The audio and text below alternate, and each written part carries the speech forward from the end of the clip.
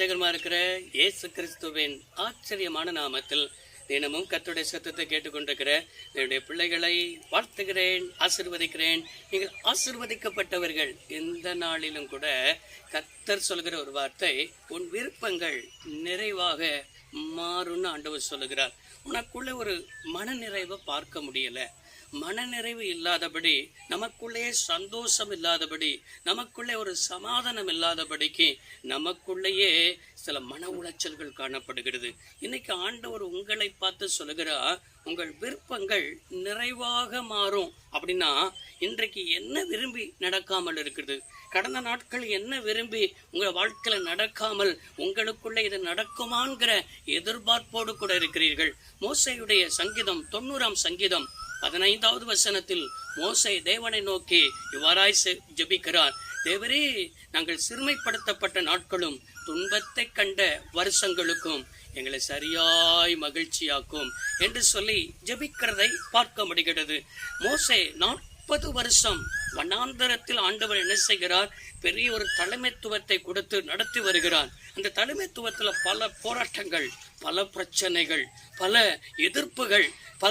எதிர்ப்புகள் மாத்திரமல்ல, அவருடைய வாழ்க்கையில பல துன்பங்கள். இப்படிப்பட்ட துன்பத்தை அனுபவித்துக் கொண்டுதான் அவர் ஜெபிக்கும் போது, எங்க வாழ்க்கையில ஒவ்வொரு நாளும் நாங்கள் சிறுமையை அனுபவிக்கிறோம். இந்த சிறுமை இன்னைக்கு மாறிடும், நாளைக்கு மாறிடும் என்றால் 1 வருஷம் 2 வருஷம் அல்ல, இந்த 40 வருஷமும் எங்களுடைய வாழ்க்கையில் இப்படிப்பட்டதான சிறுமைதான் காணப்படுகிறது.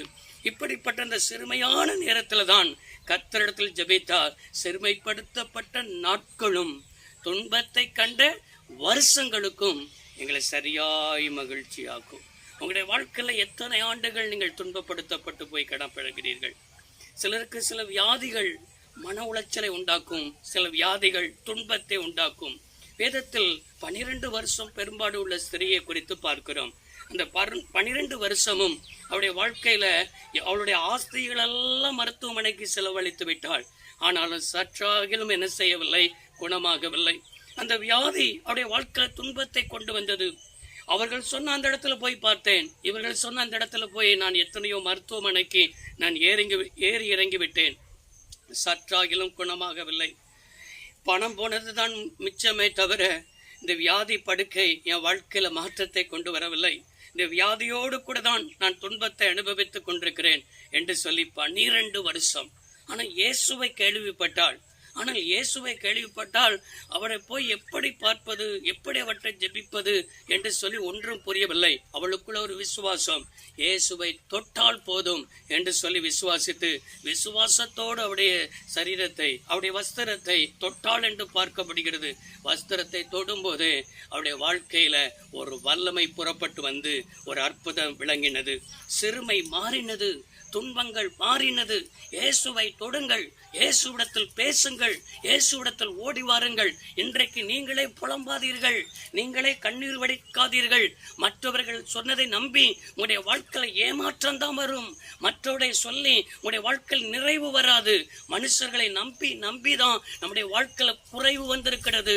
குறைபட்டு போய் காணப்படுகிறீர்கள், வேதனையோடு கூட காணப்படுகிறீர்கள். இயேசுவை நம்பி வந்தாள். அன்றைக்கு அவருடைய வாழ்க்கையில் ஒரு அற்புதம் நடந்தது. அவள் சந்தோஷத்தோடு திரும்பி போனாள். உங்க வாழ்க்கையில் இன்றைக்கு இயேசுவை மாத்திரம் இந்த நேரத்தில் நினைத்து, அப்பா, என் வாழ்க்கையில இந்த துன்பம், என் வாழ்க்கையில் இருக்கிறதான இந்த துயரம், என் வாழ்க்கையில் இருக்கிற இந்த சிறுமை எல்லாவற்றையும் மாற்றும் என்று சொன்னார். நிறைவாய் உங்களை மாற்றி ஆண்டவர் ஆசீர்வதித்து உங்களை அழகுபடுத்துவார். சர்வ வல்லமையுள்ள தெய்வமே, அருமை தகப்பனே, இந்த வார்த்தையின்படியே நம்முடைய பிள்ளையுடைய விருப்பம் நிறைவாய் மாறட்டும். இயேசு ரட்சக நாமத்தில் பிதாவே, ஆமென். கர்த்தர் ஆசீர்வதிப்பாராக. God bless you all.